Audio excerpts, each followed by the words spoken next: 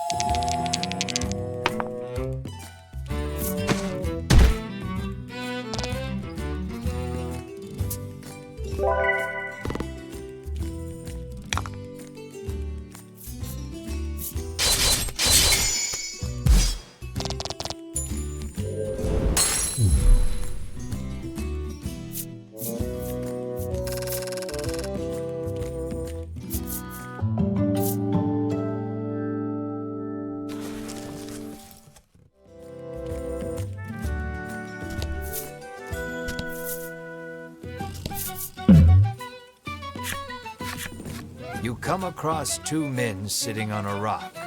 They take no notice of you or the party, but you can hear their fervent discussion. You listen in and deduce that they are a pair of thieves. You lean in, trying to hear what else the thieves are talking about. You catch pieces of the conversation here and there. I hid the goods. Head south just before the bridge. No, whatever ye do, don't go into the bewildering wood. It sounds like they've just told you where to find their stolen loot. You hastily grab a scrap of paper, write down what you've heard, and quietly sneak away.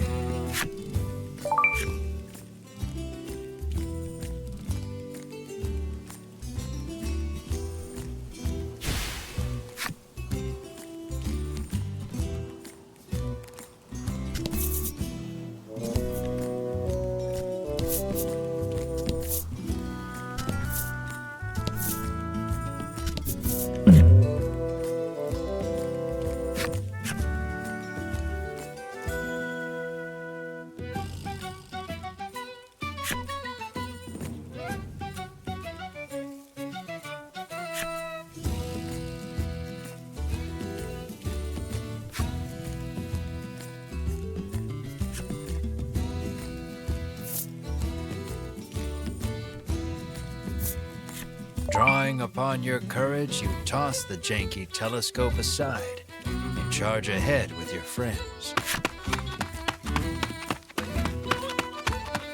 But what you saw was only an old woman.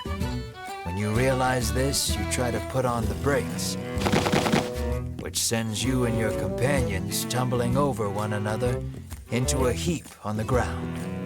A concerned look on her face, the old woman hands you a bottle of medicine.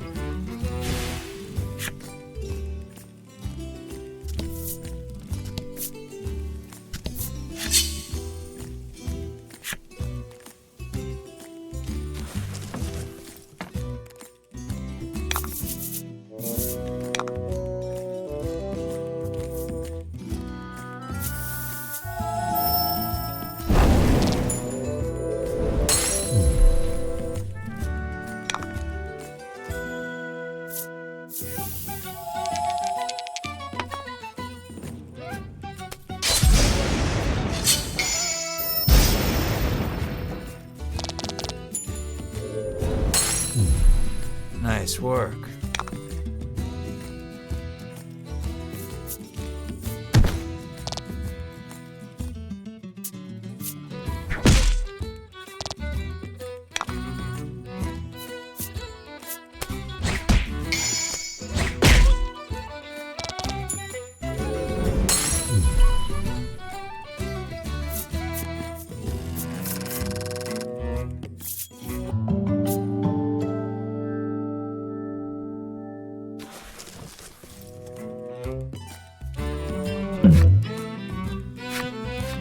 Pick up a scrap of paper dropped by some manner of monster.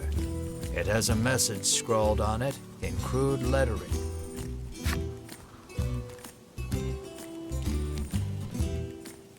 Clearly, whoever dropped this message did not want to forget where the stolen treasure is hidden.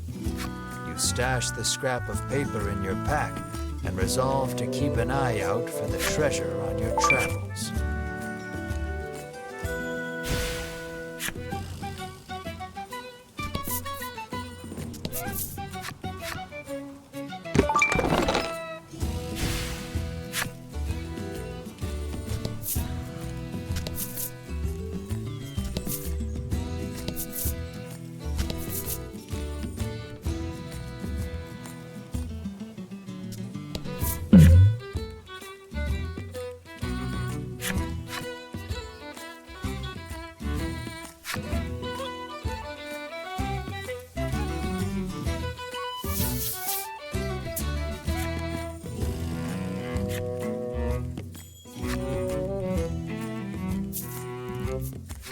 You leave the janky telescope where you found it and make your way cautiously toward what you saw.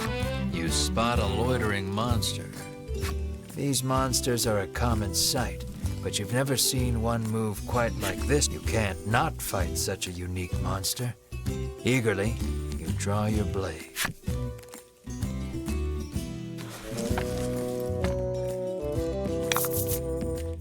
And fight.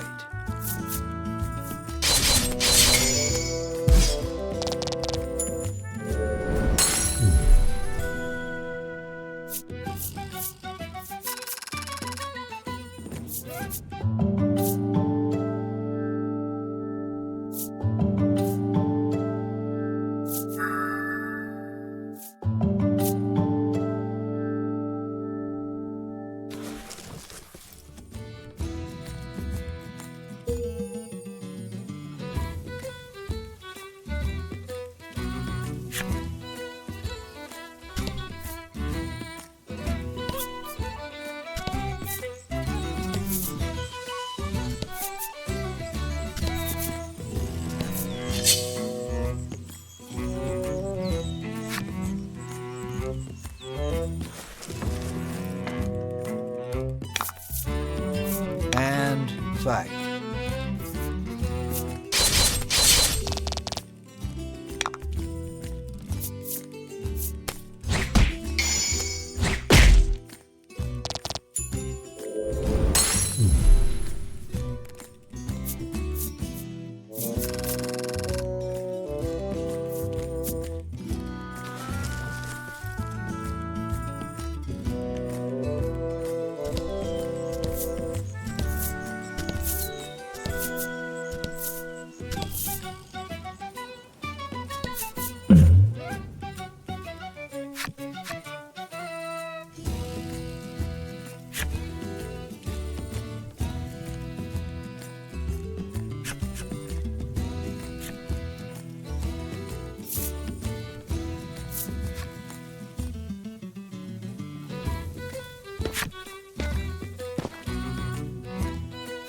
Yeah, looks like it was only an old woman. You try to say hello, but she wanders off without even registering your presence.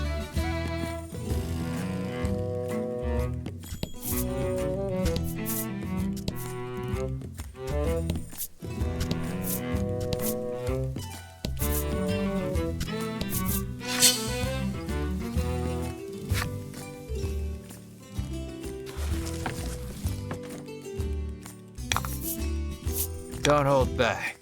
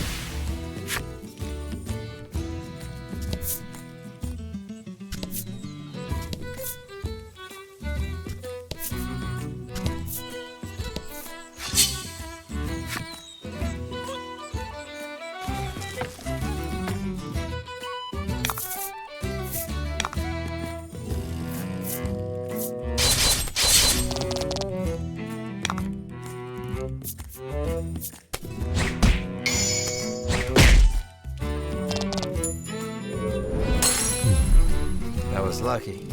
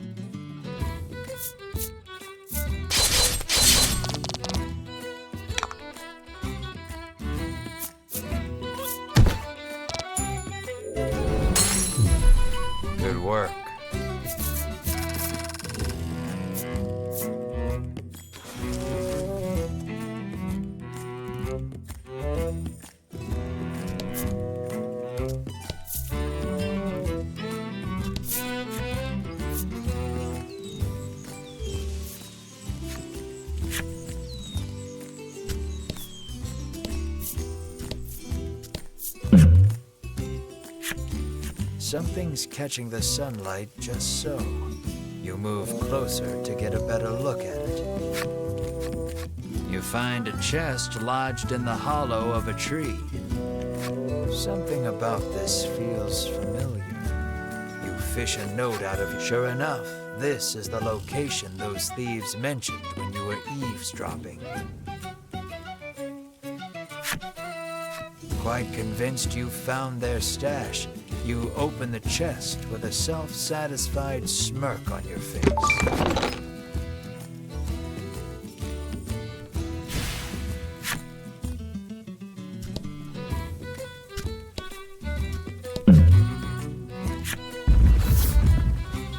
Something comes rocketing down from the mountaintop. There and gone in a flash. What was that?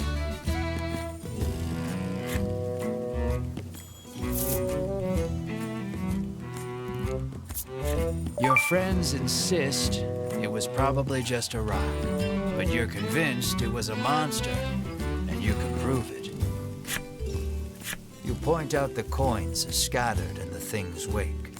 What kind of rock drops cash, you say smugly.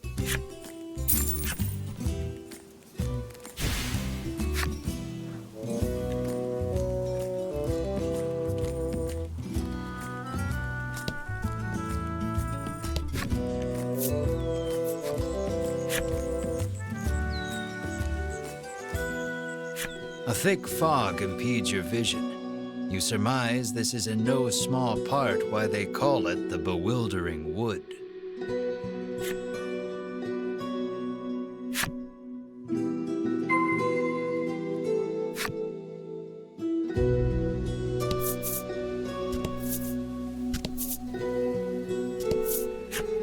Many a brave soul has set foot in this wood, only to be swallowed up and never seen nor heard from again, the traveler intones gravely. They also tell of a certain tool one needs to get through this place.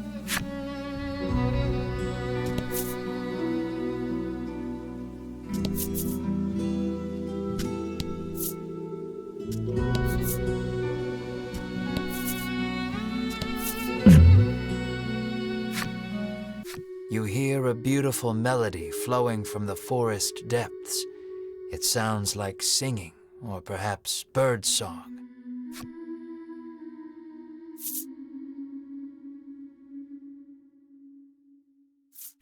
As you listen closely, you are struck by a sudden dizzy spell. You sense a presence growing closer, but cannot react. The grass rustles, then a monster slowly shows itself from between the blades. It's a harpy. Realizing you've been caught in the harpy's trap, you ready your weapons.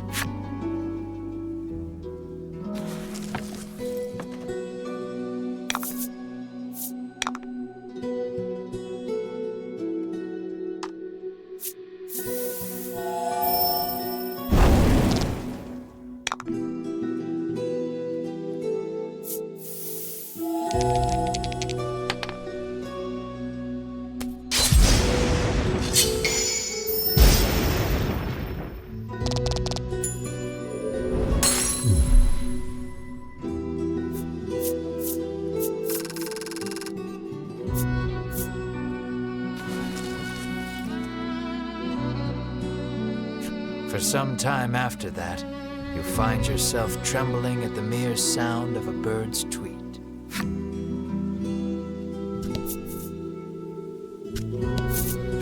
A message is written on the sign. Seek out the four stela hidden deep in these woods.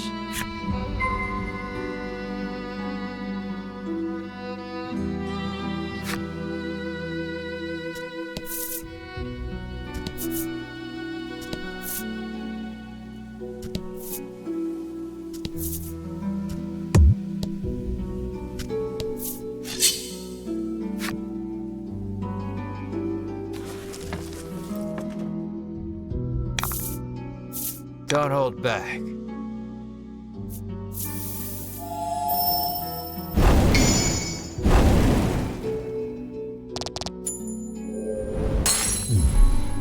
was lucky.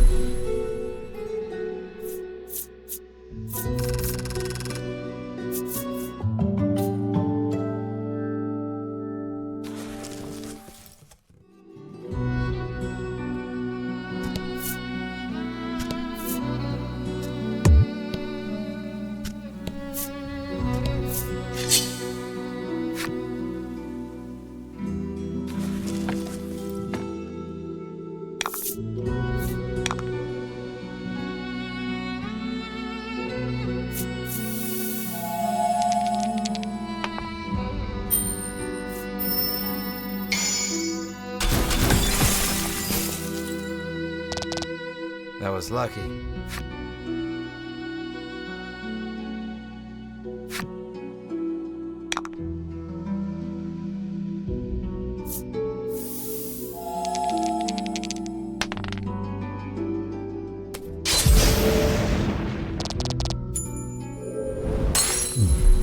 Congrats.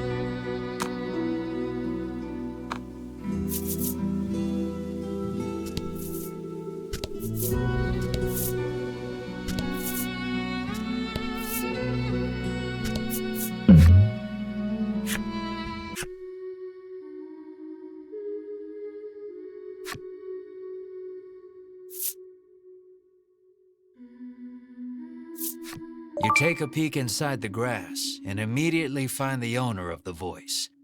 It's a harpy. It seems like the harpy hasn't yet noticed you. You pick up a rock and throw it at the monster's. Startled, the monster flaps its wings and flies away. You find some coins scattered about where it stood.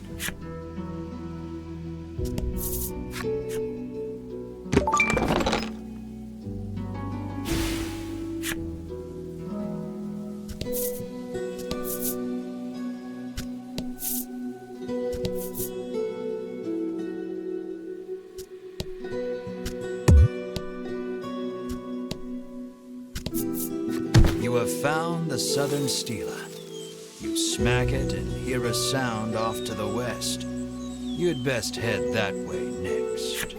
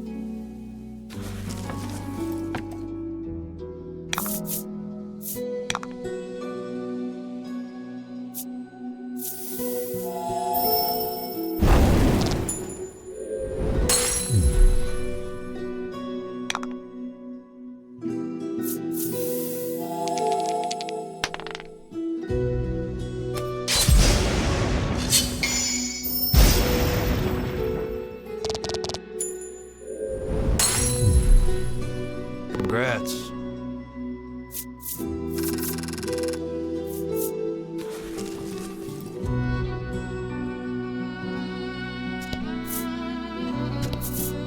You have found the Eastern Stela. You see the words Melody of Fortune chiseled into the corner.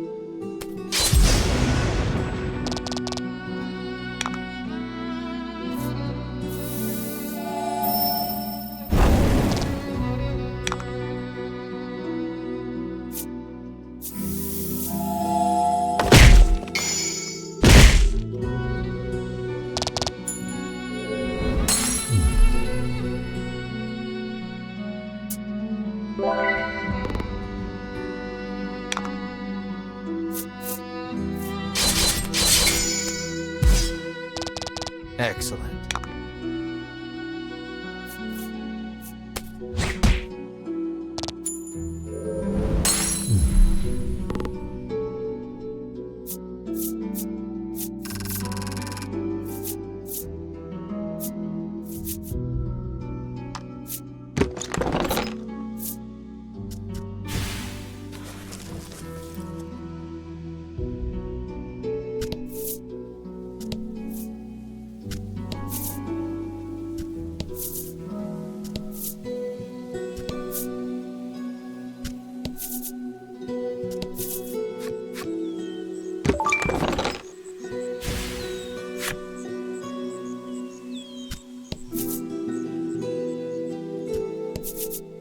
You have found the Northern Stela.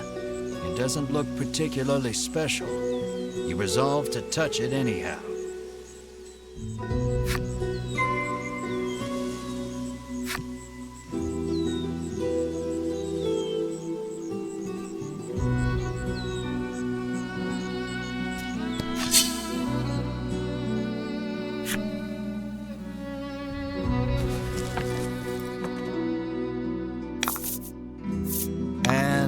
Fight.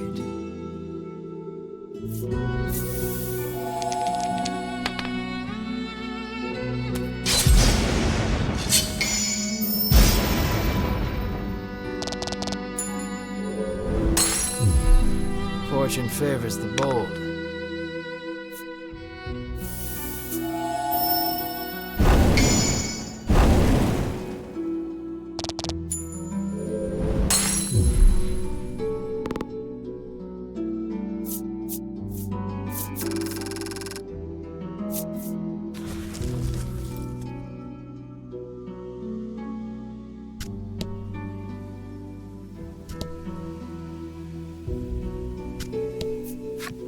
The man sighs, realizing he may never be able to escape with his current tool set.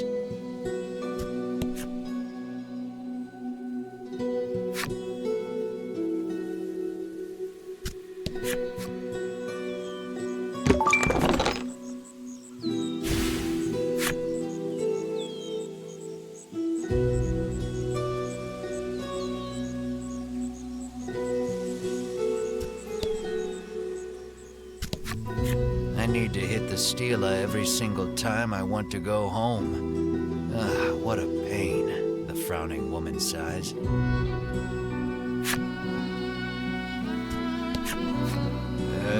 The next stela is... You hear someone murmuring? It sounds like a man, but you can't really be sure in these woods.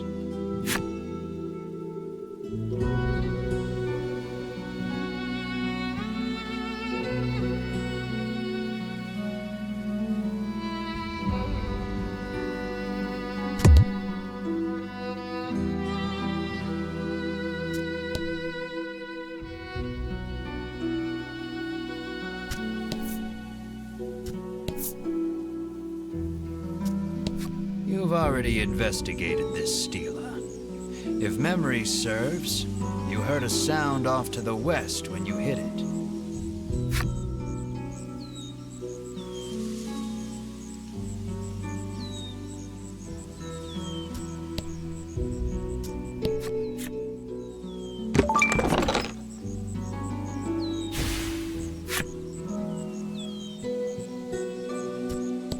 You've already investigated this stela.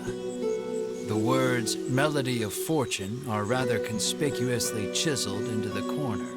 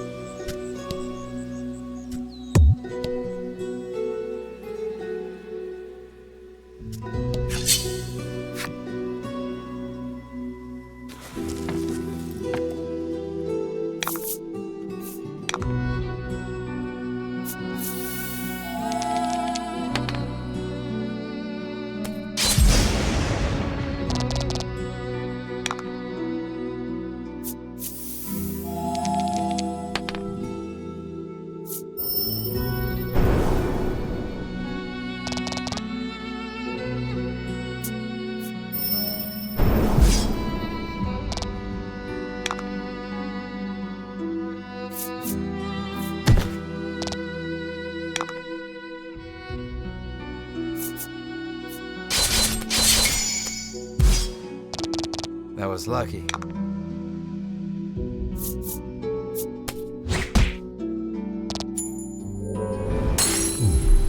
Congrats.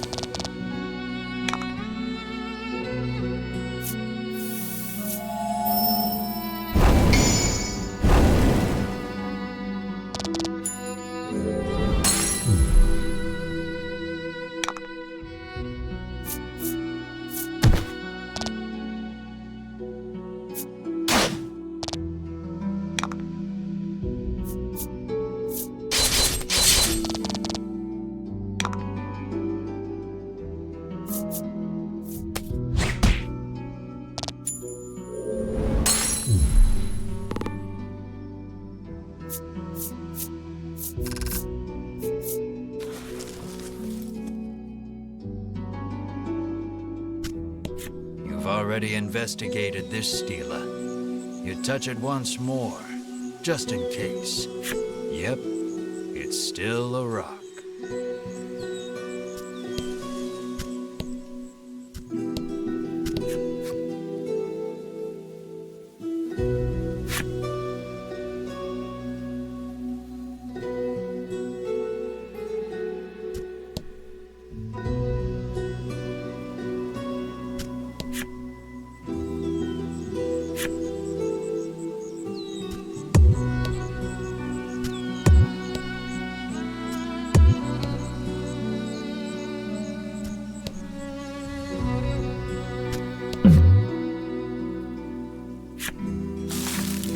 bearing very solid-looking nuts, whipped to and fro in the force of the gale. This doesn't bode well for you.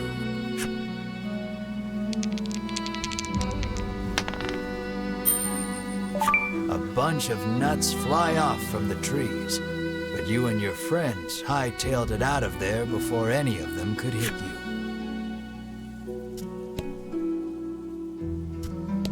You have found the western stela, which you swear up and down was not here when you came. You have found all 4 of the stela in the bewildering wood. On a perhaps related note, you hear a sound emanating from the east.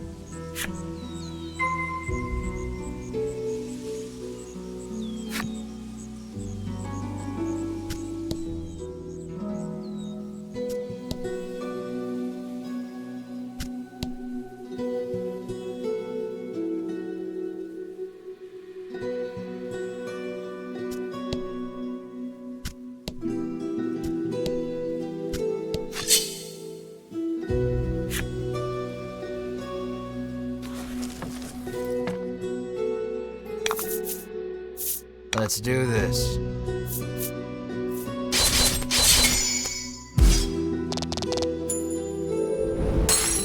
Excellent.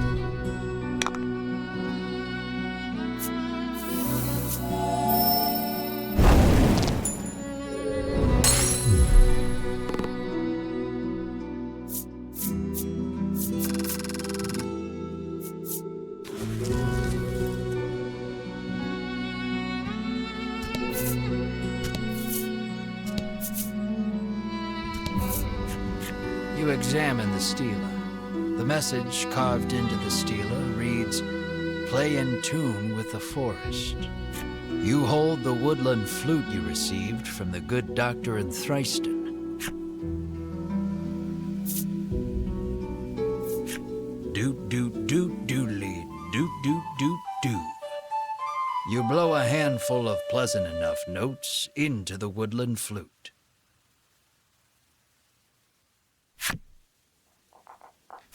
You soon become aware of accompanying percussion, which reveals itself to be a series of impeccably timed footfalls racing toward you.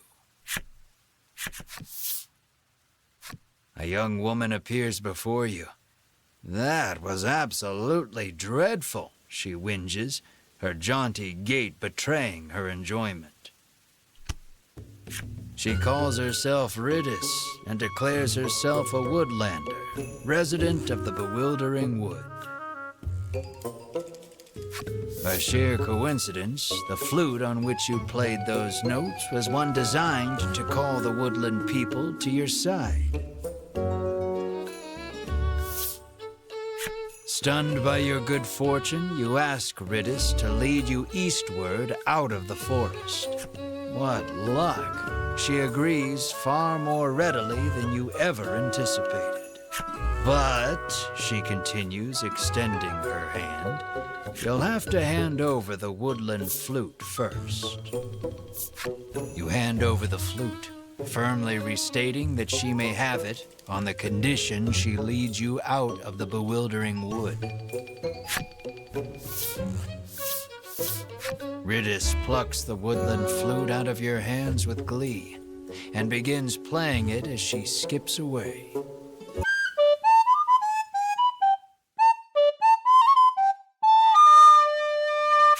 Well, playing is a generous term.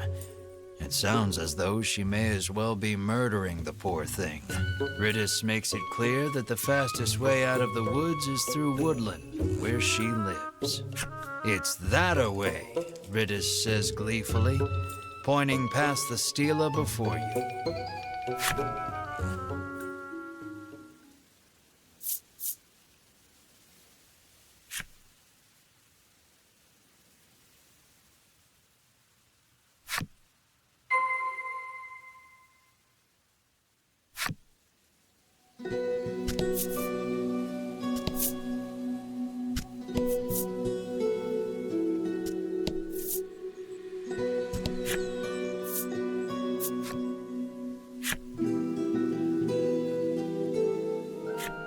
Welcome to Woodland, Riddis says, gesturing out over the village. Now, if you'll excuse me, I'm quite busy for the rest of the day, so you'll have to wait till tomorrow to leave the forest, she says, and makes her way home.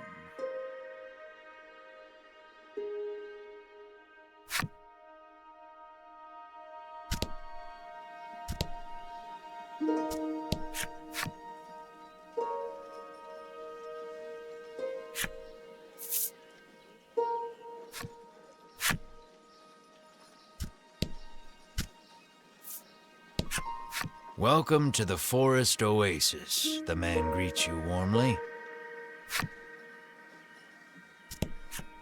Been a while since we've had any outsiders, the innkeeper says, beckoning the party inside.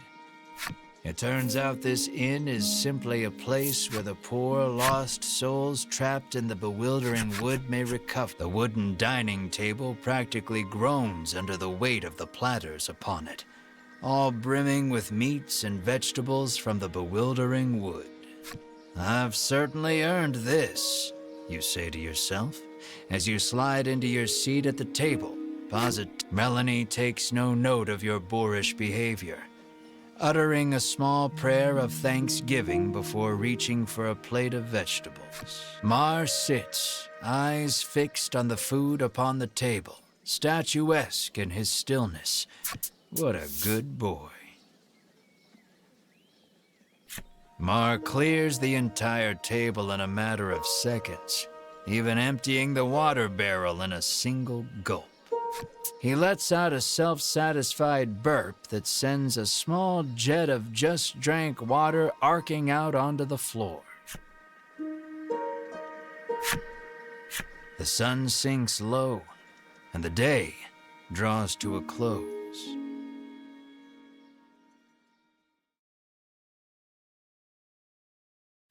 A scream pierces the silence.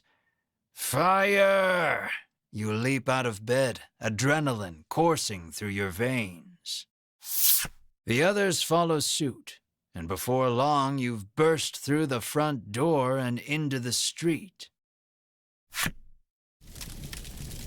Riddis's house is ablaze, a nearby villager screams.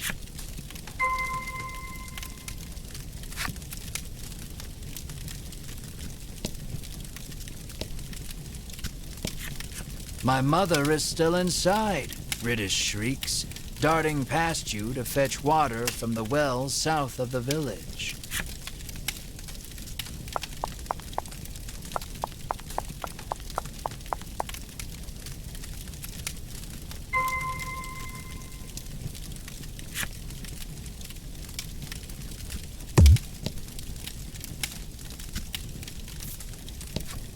From a distance, the woman watches Riddis's house burn, despair on her face. The dragon's going to burn down our village next, cries the girl, as if the world is ending around her. Fire or no fire, ain't nobody allowed past, says the gatekeeper, stubbornly refusing to let you through.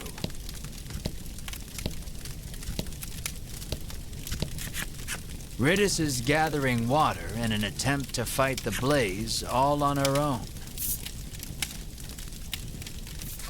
You toss a nearby bucket into the well and haul it up by the rope. Rather, you attempt to, but thanks to Mar robbing you of a meal, your strength fails you.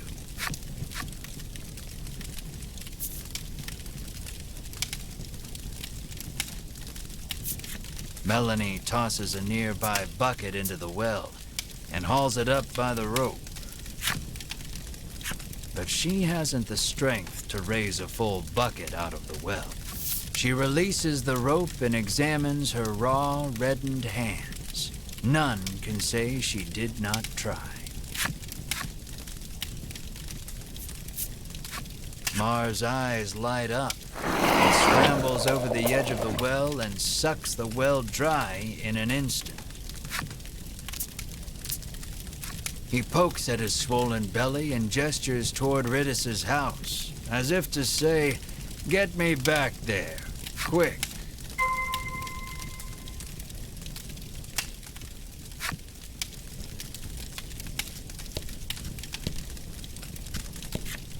Quickly, put it out. You have to put it out, Ridis screams at Mar. Mar douses the house with the water he sucked up from the well. The fire is reduced to mere embers, and all is well. Or so you think. Something darts out from behind the house and attacks.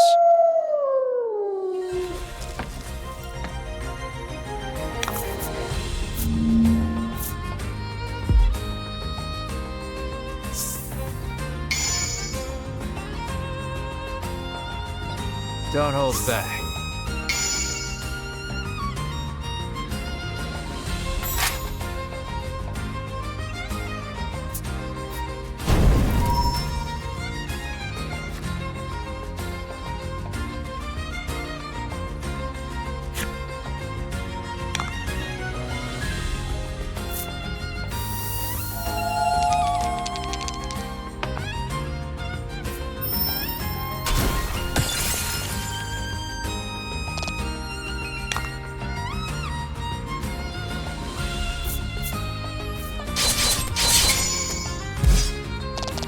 I was lucky.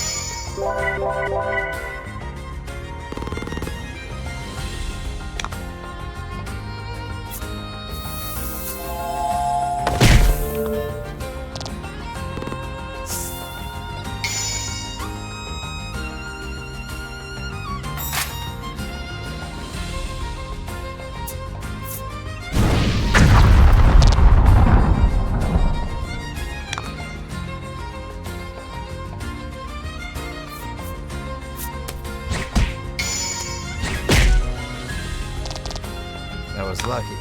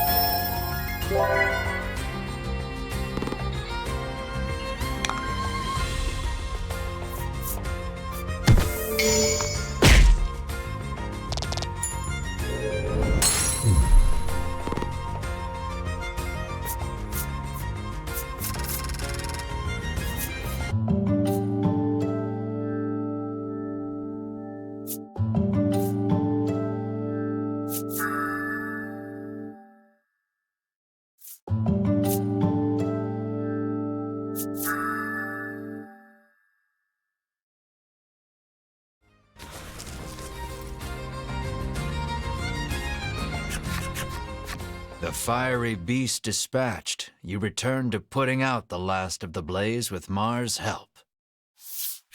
Ridis's mother, now safe, tells you the creature came out of nowhere and set the house aflame.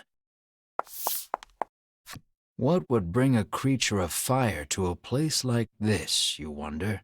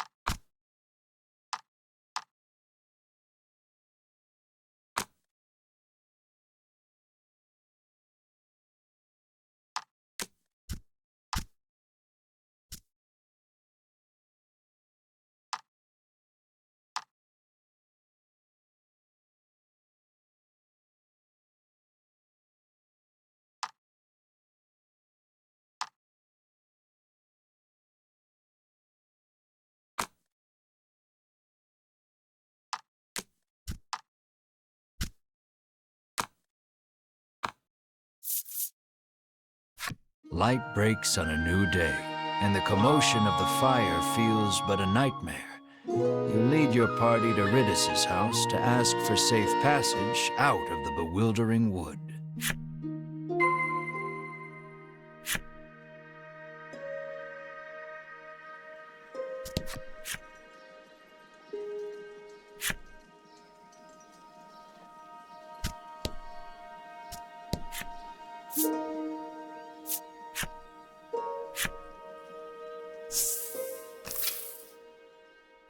Though spared from complete collapse, Ridis's home has been thoroughly scorched. Ridis sits alone in one of its rooms, the air thick with the smell of char. There shouldn't be any fire creatures for miles, she grumbles. She says the monster appeared while she was playing the woodland flute last night. As to why any monsters, let alone fire monsters, appeared, well, despite the circumstances, you ask Ridis to lead you out of the bewildering wood as promised. I did promise that, didn't I? She says wearily, rising from her seat. The poor girl. Why do you want to venture out beyond the bewildering wood anyway? She inquires, as she gathers this and that in preparation to leave.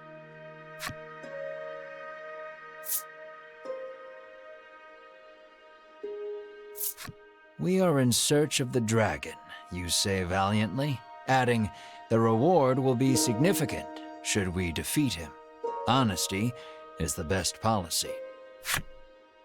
Sounds like a real risky way to make a living, she replies flatly, feigning interest.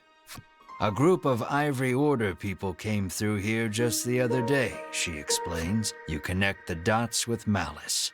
Those three, you seethe.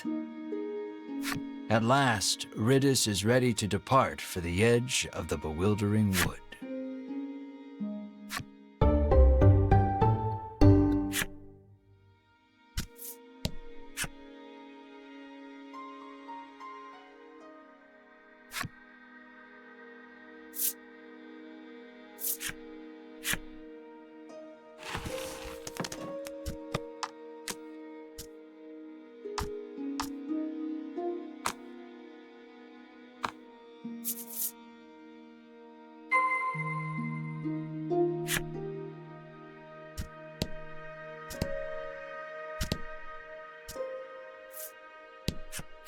Ridis's mother tells you she was once deceived by a crooked merchant and plunged into debt.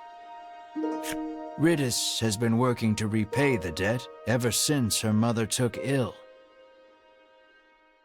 You lightly press your thumb and forefinger to the corner of each eye, a mixture of sadness and anger swirling within you. Ridis's mother is in no small amount of pain.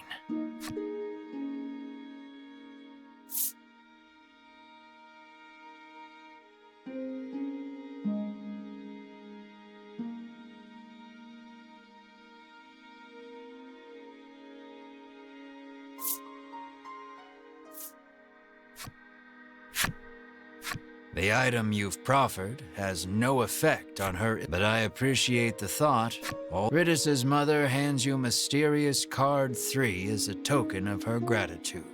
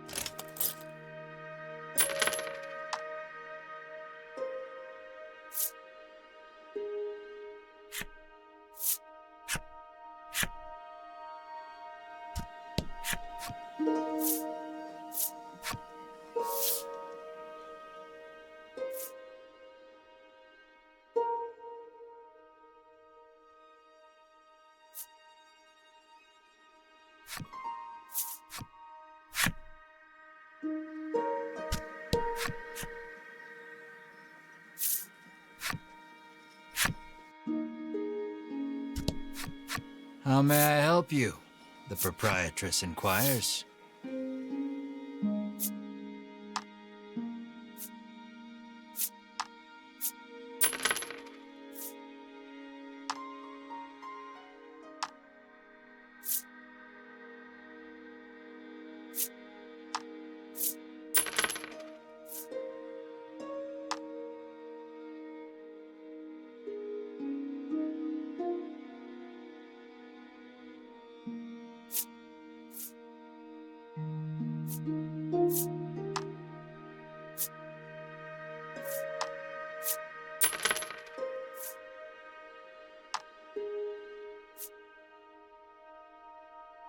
Will that be all?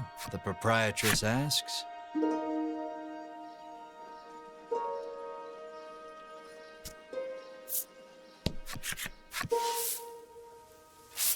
You follow the curious sounds to their source, our resident well water lover.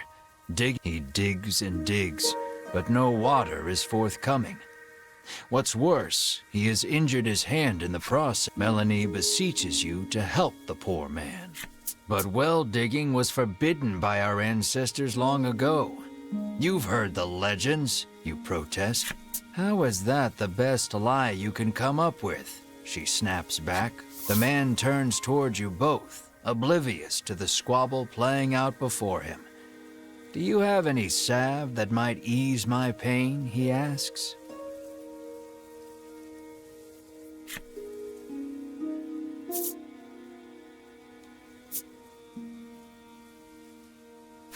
You hand the man some salve.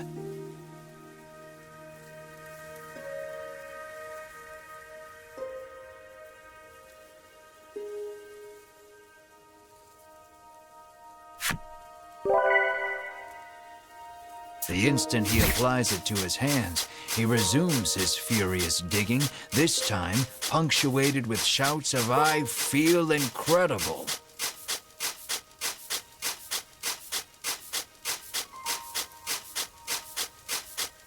Not long after that, water erupts from the ground with a force unlike any you've seen.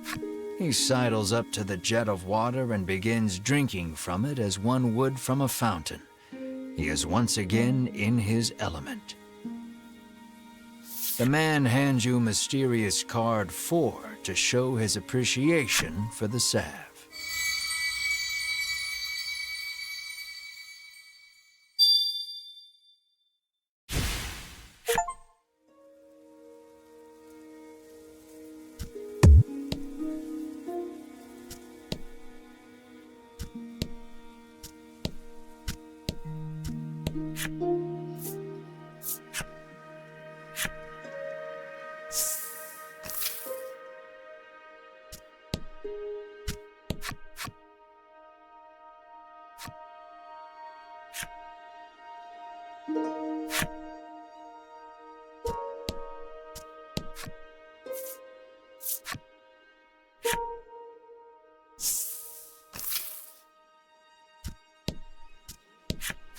This road takes you to the east side of the bewildering wood, but you'd be hard-pressed to find your way without a woodlander's help. The guard, upon seeing that Riddis is with you, he steps aside and lets you through.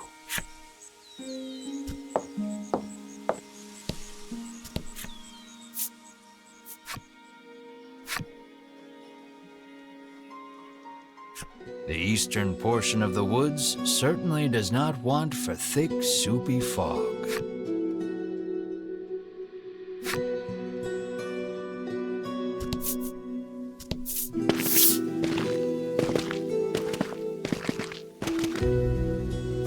You turn away, ready to lead the party deeper into the bewildering wood.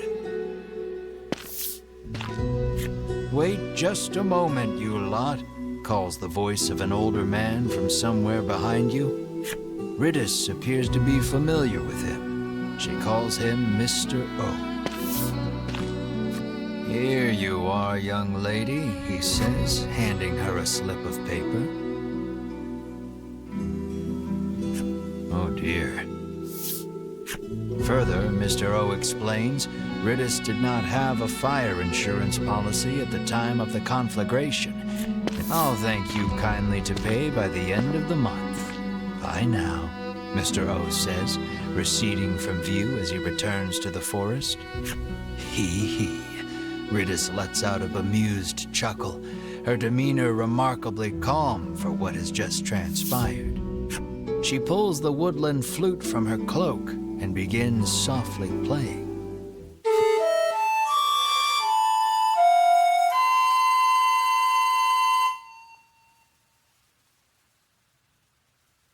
Riddis's ear-splitting performance, shall we say, draws monsters out from behind the trees.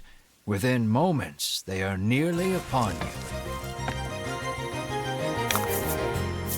Let's do this.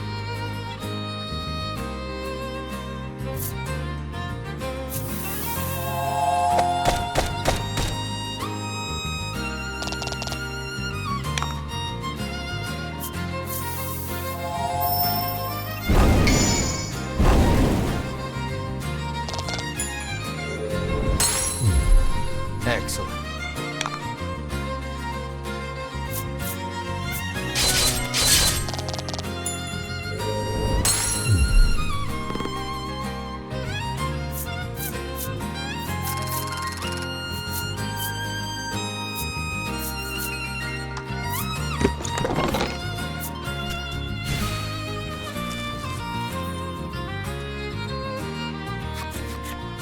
That's odd. I must have made a mistake, Riddis says, burying her face in her old book once more.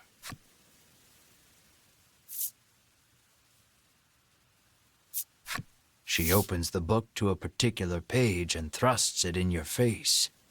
"You can't tell anyone in the village I let you see this, okay?" It's a page of sheet music with a note scrawled beside it that reads, "Play this lucky tune to reverse your financial fortunes and make money woes a thing of the past." "No matter how many times I played this last night, our debt never went down," she fumes, incensed.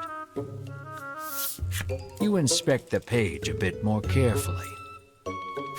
Off in a corner, in letters so small as to be illegible, another message reads, "May summon monsters if played incorrectly." You finally see that so long as Riddis holds the flute, this is nothing more than a monster conjuring melody. You snatch the woodland flute from her hands. "You have lost your flute-playing privileges," you inform. "But I'll never escape from this mountain of debt without it," she cries, clearly still believing in the melody of fortune.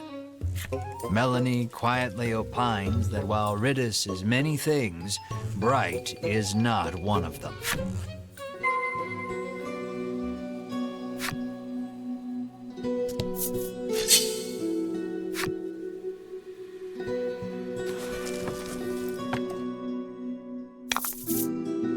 Let's do this.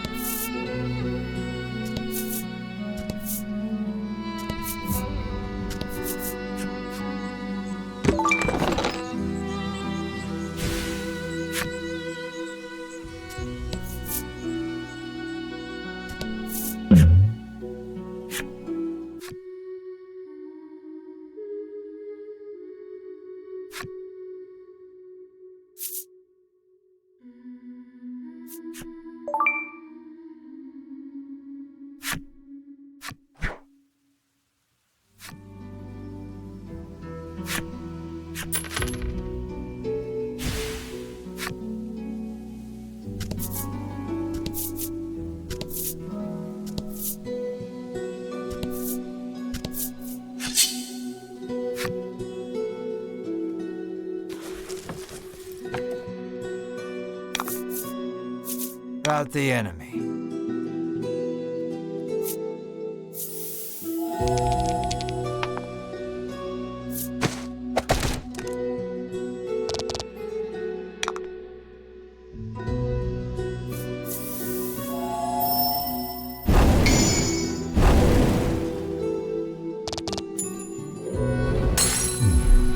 Nice work.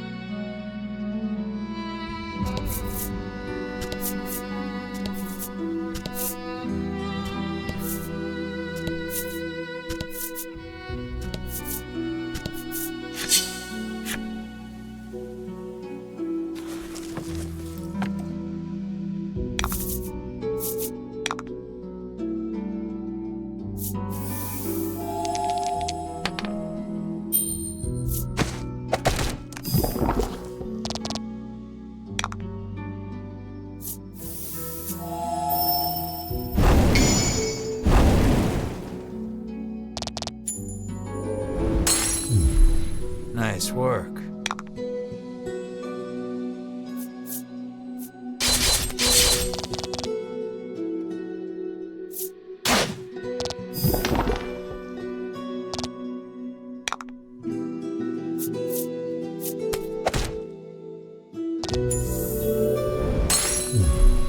Congrats.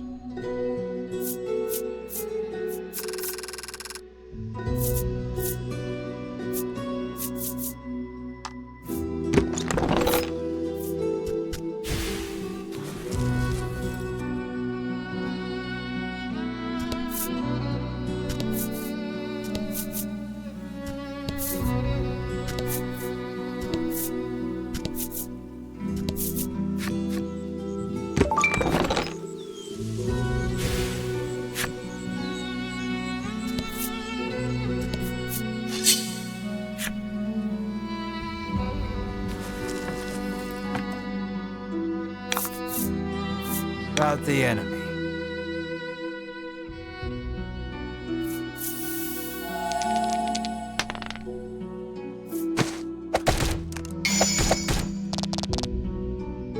Oh?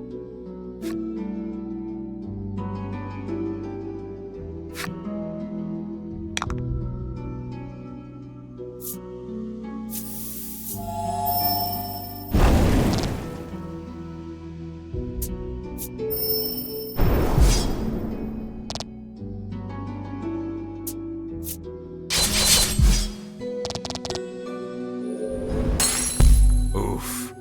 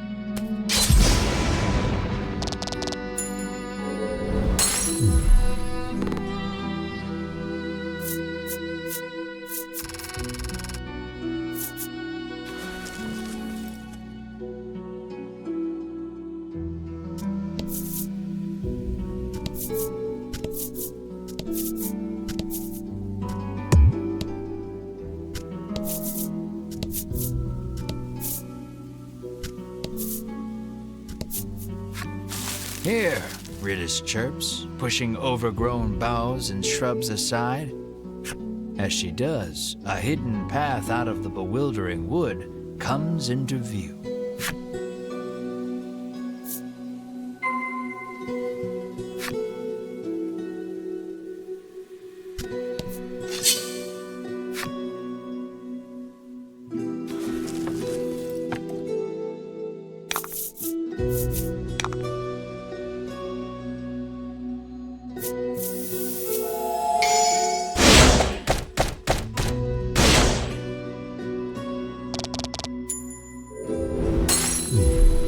That was lucky.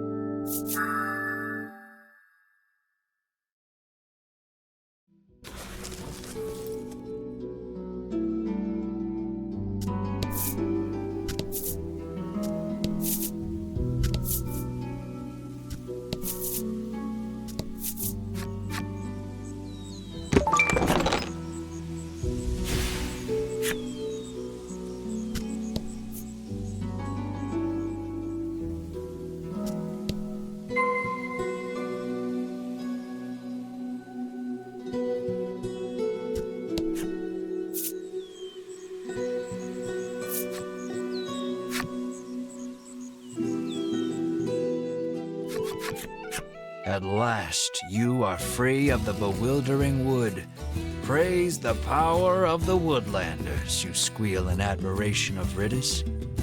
She giggles bashfully. You've certainly kept your promise, you say. Thank you for showing us the way. I was hoping I could join you on your quest to defeat the dragon, Ritis suddenly blurts out.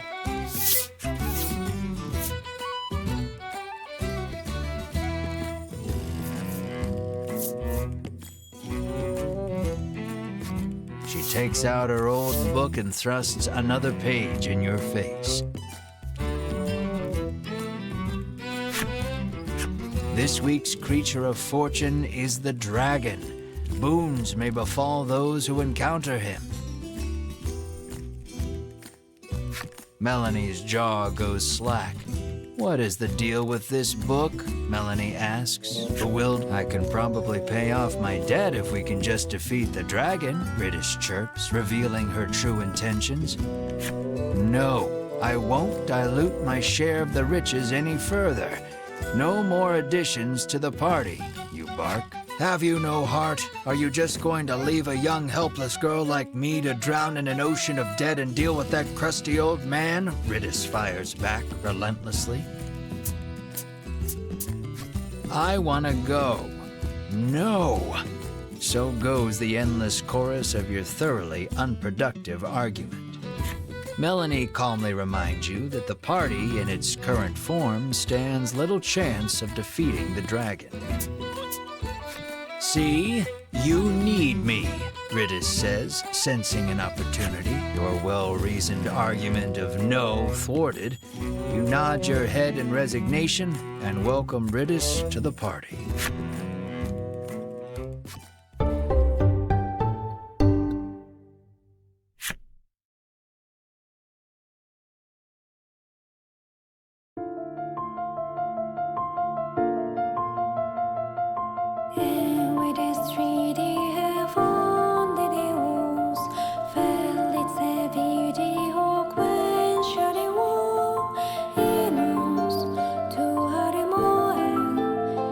Sonia